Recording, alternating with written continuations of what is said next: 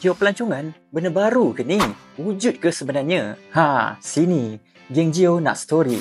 Ramai fikir travel tu cuma pasal pantai, shopping dan makan-makan je kan? Ada satu dunia lagi yang ramai tak tahu, iaitu dunia geopelancongan. Geopelancongan ni adalah sejenis pelancongan yang fokus pada tempat-tempat menarik yang terbentuk daripada proses bumi macam batu-batu, gunung ganang, gua purba dan lain-lain.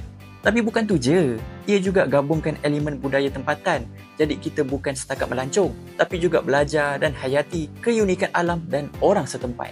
Apa yang buat geopelancongan ni lain daripada trip biasa? Apa ciri-cirinya? Pertama, dia fokus tempat geologi yang rare dan unik macam batu pelik, gunung tua atau gua purba. Kedua, pelancong bukan tengok je, tapi diajar juga. Pelancong akan belajar pasal bumi dan sejarah sesuatu tempat tu. Ketiga, dia jaga alam, tak merosakkan atau mencemarkan. Dan yang terakhir, keempat, libatkan komuniti tempatan bagi peluang mereka jana pendapatan. Selain tu, apa pula aktiviti geopelancongan ni? Kalau nak tahu, aktiviti geopelancongan ni banyak yang menarik. Takkan bosan punyalah. Antara yang popular, meneroka laluan geotrail. Contohnya Kad Langkawi. Lepas tu masuk gua semula jadi. Contohnya Gua Tempurung, Gua Miah dan sebagainya. Kemudian melawat batu kapuh dan hutan bakau di Kilim Geoforest Park dengan menaiki bot.